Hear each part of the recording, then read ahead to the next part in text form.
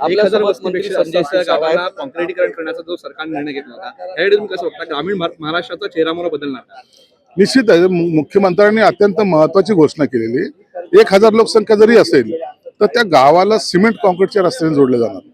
म्हणजे ज्या गावाला साधे रस्ते नव्हते त्याला जेव्हा हा रस्ता जोडला जाईल तर तो मेन प्रवाहामध्ये येईल.